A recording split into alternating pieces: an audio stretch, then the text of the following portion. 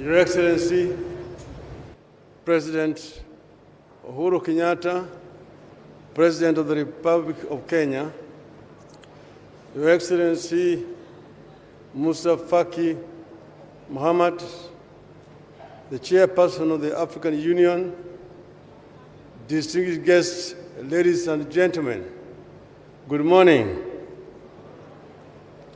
I, like those who have spoken before me, equally very delighted to welcome you here to the city of Kisumu. The minister has told you that Kisumu was once called Port Florence.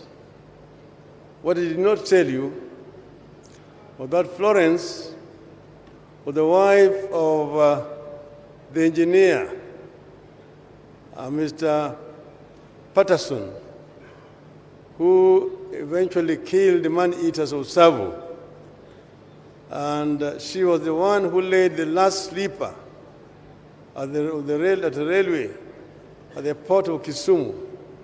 She was called Florence Patterson. Hence, the town was called Port Florence.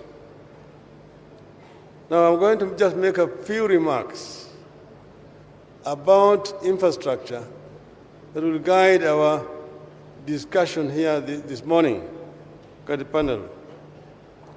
We recognize infrastructure development as a priority key ingredient for economic development, regional trade, and integration of the continent.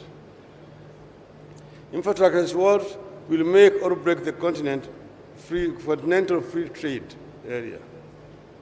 I was appointed by His Excellency Mr. Mohammed as the African Union High Representative on Infrastructural Development. What are my functions? I act as a catalyst to ensure that the infrastructural projects which have been identified by the African Union are implemented on a timely basis. The importance of infrastructure has already been mentioned. I want to say that rightfully, therefore, giving Africa a world-class infrastructure is enshrined in the African Union Agenda 2063. It is projected that by the year 2050, that is about 28 years from now, Africa's population will hit 2 billion people. Well over this, that's 50% of the 2 billion people will be youth below the age of 18, and most of them are going to be living in cities. It's therefore obvious that we are already out of time to have our cities and urban areas connected by road, rail, air, ICT, and waterways. That also means we are not prepared for meaningful industrialization, urbanization, and economic growth that all depend on requisite infrastructure. As you know, in 2018, I accepted this appointment. In the same year, the African countries agreed to establish the African Continental Free Trade Area. According to UNECA, the African Free Trade Area will increase the value of inter-African trade by between 15 to 25%. Right now, Africa trades very little with itself. It is estimated that intra-African trade is just about 15%. Inter-European trade is 70%. Inter-Asian trade stands at 50%. Even South America stands at 25%. But why does Africa trade very little with itself? Well, the major reason is infrastructure.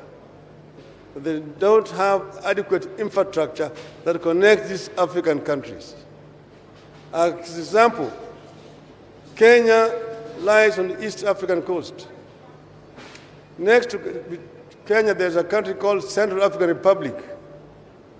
Between Kenya and the Central African Republic, there's only South Sudan. Yet, for Kenya to trade with the Central African Republic, you need to find a ship that will be able to take your goods across the Cape and along the West African coast, the Cameroonian port of Douala, and then by road to Bangui in Central African Republic. And the British are much faster there than you. And that's why there in Bangui, they drink Kenyan tea, Christian as English breakfast tea, or French coffee. So what we want to talk about today is what AU is trying to do. And we are dealing here with major infrastructure projects which have been identified under what we call PIDA, Program for Infrastructure Development in Africa. This consists of highways, high-speed railway network, ICT network, that is fiber optic network in the continent, the open air skies in the continent, and the waterways. These are the major projects in the continent. There are several highways that connect different African cities. You've got Dakar to Lagos, Lagos to Mombasa. You've got Cape to Cairo, Tunis to the Cape, through Khartoum to Djibouti. And there are missing links along those highways. There are several others. There are a total of 40 different highways that we're talking about. And then there's a high-speed railway network that connects different parts of the continent. An example I'm going to give you here is called LAPSET, the Lamu Port, South Sudan, and the Ethiopia Transit Corridor. That,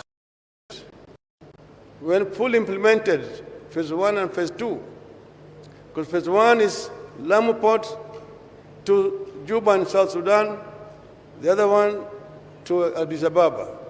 The second one goes through Central African Republic all the way to Cameroon and port of Kribi, creating a land bridge that connects the Atlantic Ocean to the Indian Ocean and opening up the interior of the continent to wider trade, to Chad, to Niger, to Congo Republic and DRC, to Sudan, and then on to Egypt. There are several others that are planned. In as far as energy is concerned, Africa is energy deficient. Right now, the total installed capacity in the continent of Africa is 145 gigawatts. That is almost equal to South Korea's 130 gigawatts. But South Korea has only got a population of 52 million people. Africa has got 1 billion people, meaning that we are not fully prepared for our modernization, which is going to come whether we like it or not. So we need, therefore, to invest more in energy generation as well. We are planning also to construct 19 new ports on the continent. Also, about 20 new airports, improving the air transport in the continent. Currently, Africa, the air transport in Africa is too expensive.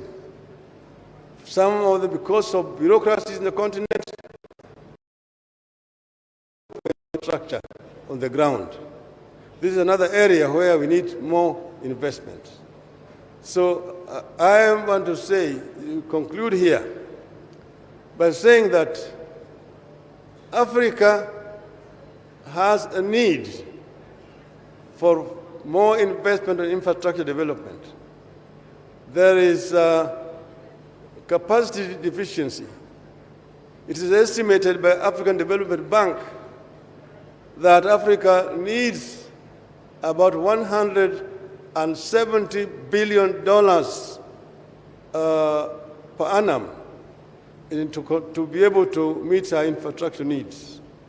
So the deficit stands at about $110 billion. And that's why I have proposed the establishment of African Infrastructure Fund. And we've been working here with several institutions to create this fund. We have established that there are a lot of capital lying idle on the continent.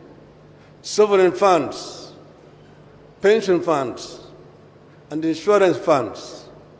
So we are working towards tapping into these resources so that Africa can be self-sufficient in terms of funding, that Africa does not have to depend and rely on funding from just international financial institutions or bilaterals, some of which proved to be very, very expensive to African countries.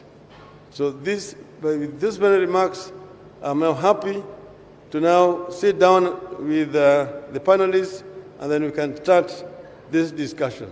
Thank you. Thank you very much,